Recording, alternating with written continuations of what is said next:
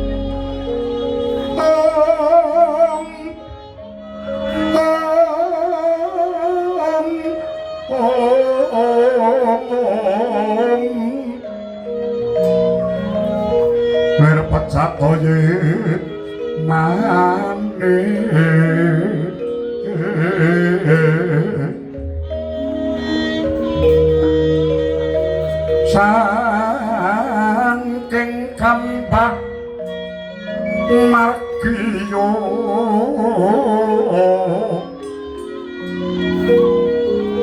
gumnalong sohanuto diri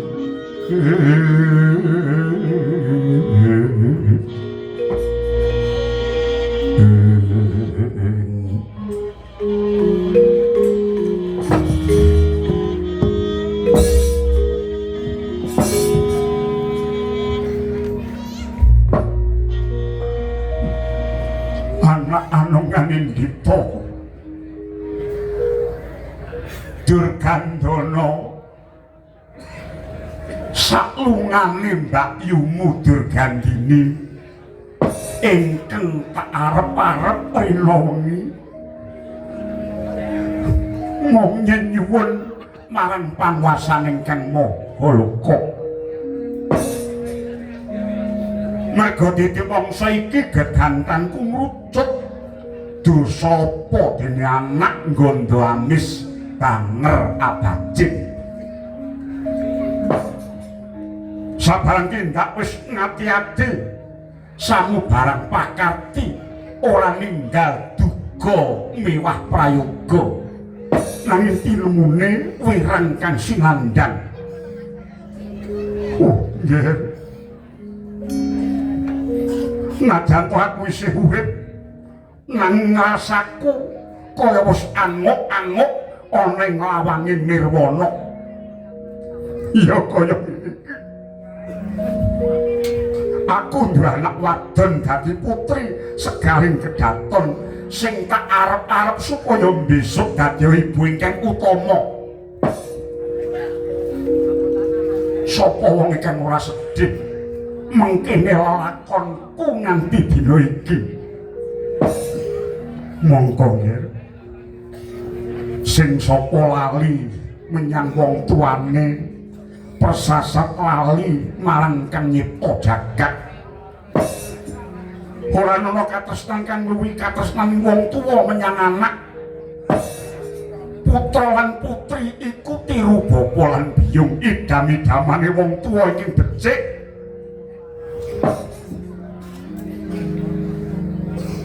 Yen nganti ana anak ingkang ala iku metengi sedulur. Yen anak kang becik nyirami kulawarga mula yen to anak iku darbe tingkah kang prayoga wong tuwa kudu sentosa. Wong tuwa kudu sentosa. Sentosa nggone mekak lan ngawe kali supaya aja dumadi suwiji-wijing kurang prayoga. Oh. Durgandini. Saiki Ratu Sewu wis ngepung negara Wirata.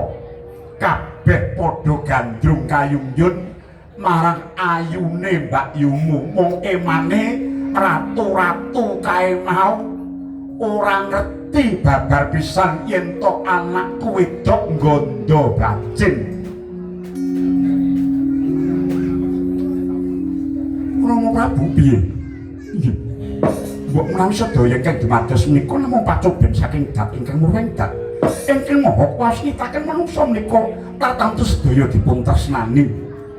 Mbok menawi keparing Hyang Agung mekaten kala wau kinarya panodining lampah laksitaning tapa brata tumrakaken Mbok Ayu Durgandini supados ing benjangipun saged dados wanita ingkang utama lair miwah batosipun. Iya.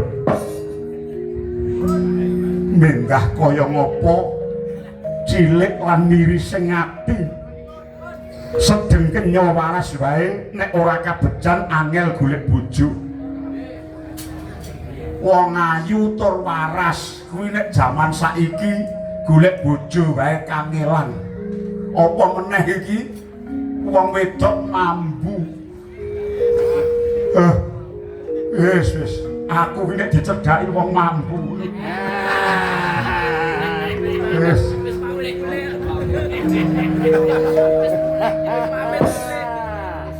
Ya mung tujune kok anak. Upamana punggawa negara sing melu aku mambu ngono tak cudhek.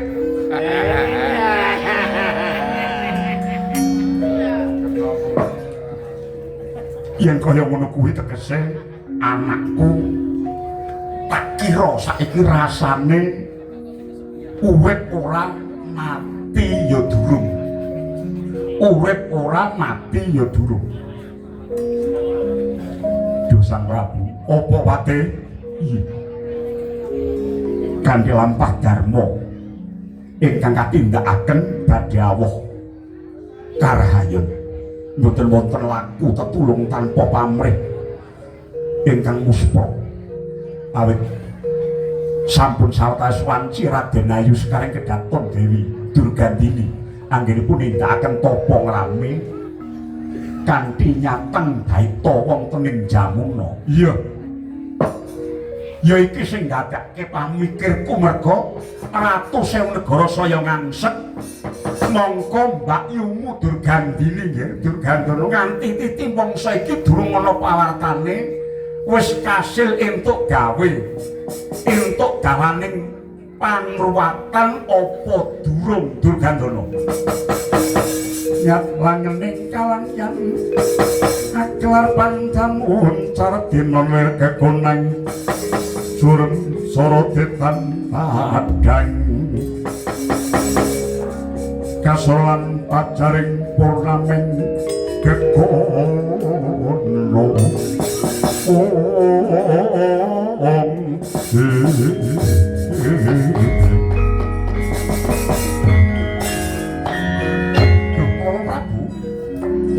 wonten keparing penggalih paduka kaliyan ingkang putra pun Durgandana kula badhe nungka lenggahipun Kakang Mbok Ayu Durgandana.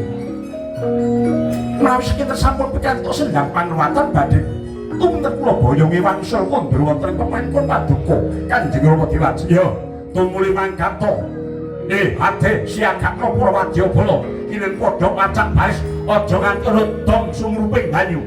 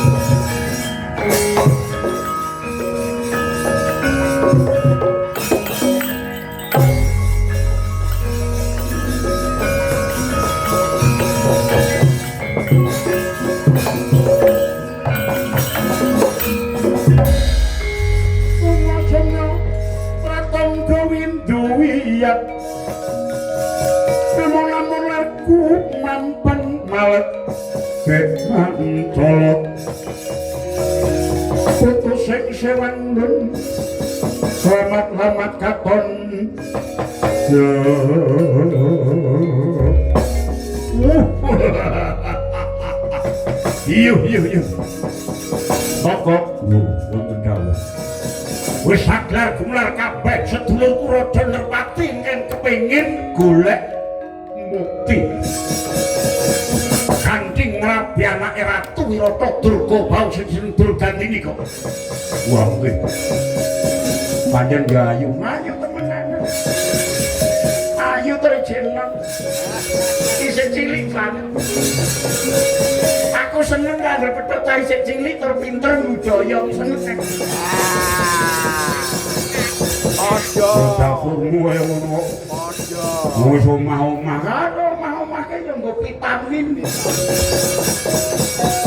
Yayi Sastra Hadi Sucipto wonten ing Rangga. Upamipun kakang ingkang pinilih dening Durgandini saniki. Kula mboten badhe srek Kakang Prabu. Yayi Gentara Dasimu, kula wonten pangandika madhawuh. Jadi ora srek upama mengko sing dipilih Durgandini aku mboten. Pun kula trima. Lah siadi kula nempek sapa pun golek murah-murahan. Yen kula kathah 150 pun sak kelasane.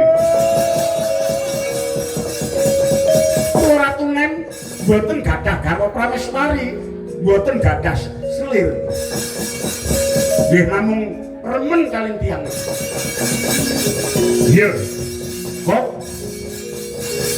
wong wadon sing genep tenan ki piye kok nggih ate Durgandini niku. Rupa watak lagak lakon budaya. Watake ayu manis luwes. Watake pamikire ambeke atine niku kabeh entuk lagak lakon patrape solahe lelewane budaya. Niku tata kramane sesrawungane kaendaning rogongan. Mergo genten wong wedok niku katuranggane pawakane entuk ning rupane kurang. Rupane ayu ning rambute nyuwis. Rambute dawa ning kongel. Kongel iki piye bokonge cedhak cengel. Genten tiyang gen kula niku dedeke nggih oleh ning ora duwe bokong. Kak senengane kok bokong terus wong ayu apa yang ngopo nek tepos. Disawang nggih kirang pantes pripun. Genten ning bokonge gedhe ning dadane niku cepes. Ning enten sing sampurna ayune napa-napa sarwa pantes ning jebul bisu. Genten ngono. Wah, ora ana pamilih blas.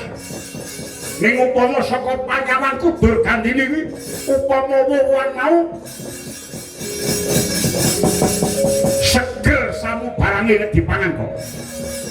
Nggonku kono negaraku pudak setegal. Okeh parkan okeh mban. Sugih lewo. Ning lewane kurang milangoni okeh para cedhi ning dandanane kaya widodari. Kok ketok malah ora bejaji. Mergo kadang kala cunduk kembang ki kokehan kok. Wis saniki pun mboten wami kok ngono. Kembang kokehan tur ning plastik.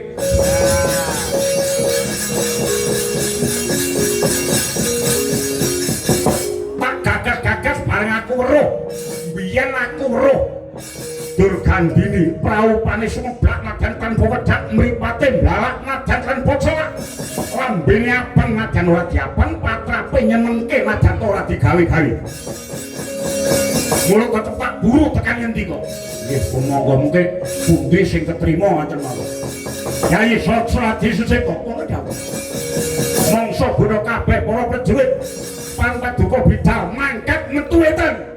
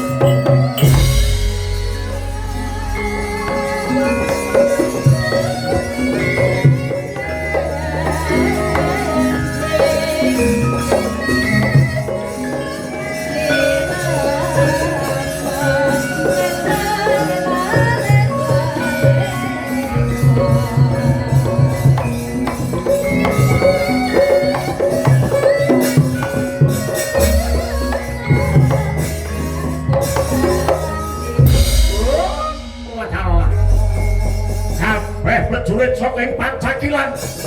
Kula padha berdantana mangkat dina nggih iki kedaw. Lho patok wajah getih. Wadeng komiris taking. Ya sedih kok niku. Enggak. Ayo kok tantan nggih, mangkat. Sasi ngarep. Aja ngarep-arep. Mangkat saiki. Kok gak sesuk-sesuk takon kapan neh. Boten. Bumi gunjing langit kelap-kelap katolir gintanging alis. Bersang mawe gandrung sabaran kadulu. Oh.